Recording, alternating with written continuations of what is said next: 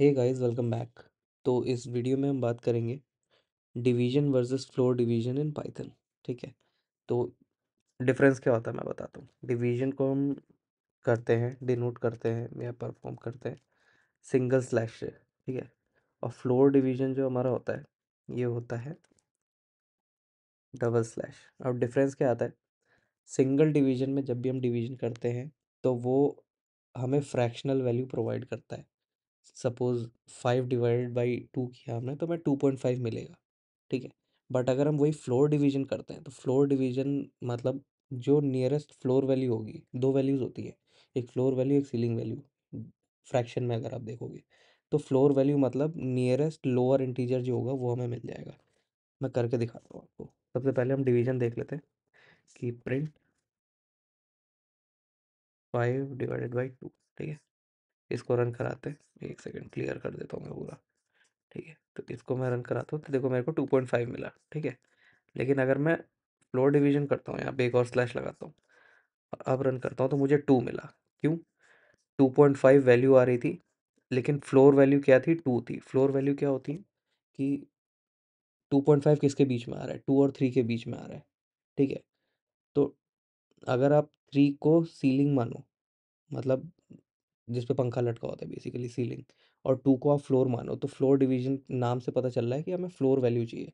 तो floor value जो नीचे आ रही है वो कौन सी है? 2 है। तो हमें 2 मिल जाएगा। ठीक। सब इसी तरीके से मैं दिखाता हूँ।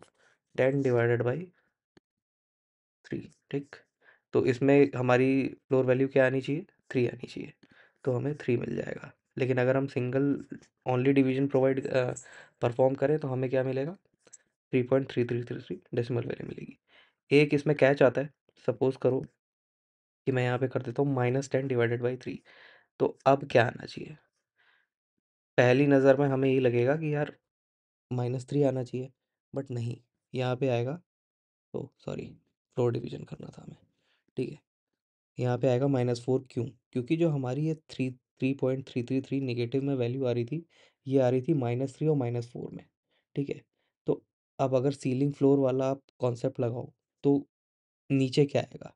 -4, क्योंकि -4 इज़ लेस देन -3।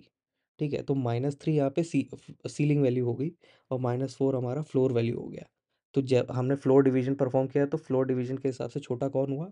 -4। तो हमें यहाँ पे -4 मिला। ठीक है। तो यही डिफरेंस होता है। बहुत छोटा सा कॉन्सेप्ट है, लेकिन ये यहाँ पे आपको इंटरव्यू में अगर आप नए हो तो आपको पूछा जा सकता है। आपके कॉन्सेप्ट्स कितने क्लियर है ये चेक करने के लिए कि अगर हम -10 divided by floor floor division by 3 या कुछ भी ऐसे दे दें तो क्या आएगा। ठीक है। तो आपको याद रखना है कि नेगेटिव में जिसको हम बड़ा समझ रहे हैं वो छोटा होता है। अगर हम देखें वो -4 छोटा है -3 से। तो इस चीज़ को आपको याद रखना है। तो इस वीडियो के लिए इतना ही। आई होप आपको समझ आया होगा। अगर नहीं आया तो आप पूछ सकते हो कमेंट्स में, मैं दोबारा से एक्सप्लेन कर दूंगा किसी भी वीडियो में। ठीक है। तो इस वीडियो के लिए इतना ही। मिलते हैं नेक्स्ट वीडियो में। तब तक के लिए बाय बाय।